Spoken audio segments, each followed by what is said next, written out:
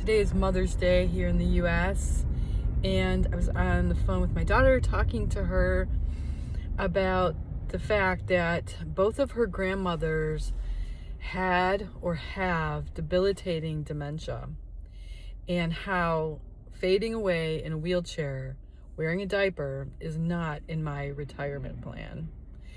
And I've thought a lot about this, having gone through this journey with my own mom and my dad as well with degenerative illness, and realizing the huge tragedy that it really is that our elders descend into frailty and mental and cognitive decline when that's completely preventable.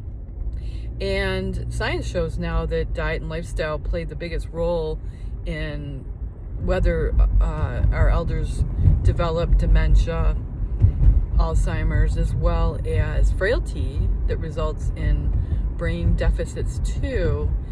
But there's something even more important there, and it has to do with trauma, unresolved trauma.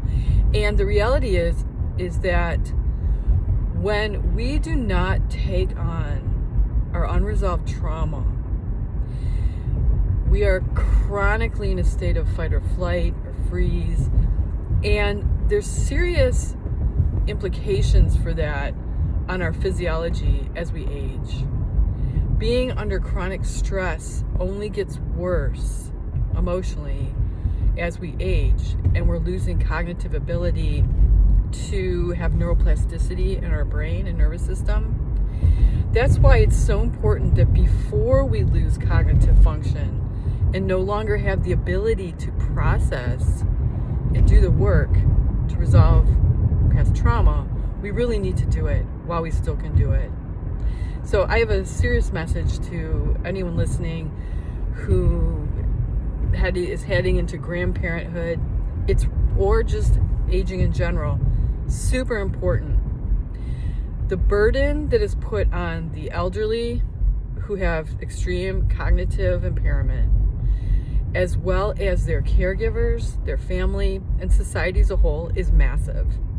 And it's completely avoidable.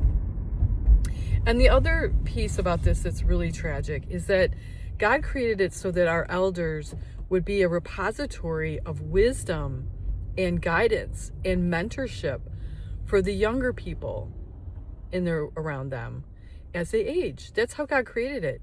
But when somebody is incapacitated with cognitive decline or other frailty caused by unresolved trauma and emotionally maladaptive behaviors, they are not a source of wisdom and guidance for those around them. And that's a huge loss, not only to that person, but society as a whole, and their family members and their grandchildren. What kind of legacy do we want to leave? Especially when we 100% have a choice in the matter. So the good news is that it's never been easier than it is now to resolve trauma.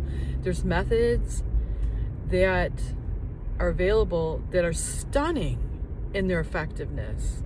In 6 months, you can completely transform your destiny and your health so that frailty and cognitive decimation and emotional handicapness is not in your reality.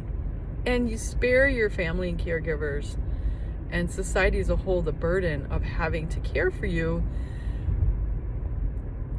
in a way that you really don't want. Not really.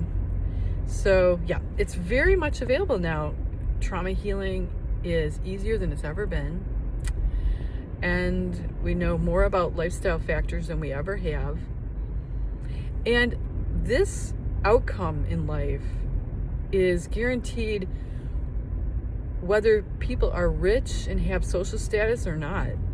Many of my clients have been quite wealthy, and they still succumb to this process just like those who don't have means do, because it's an inside job.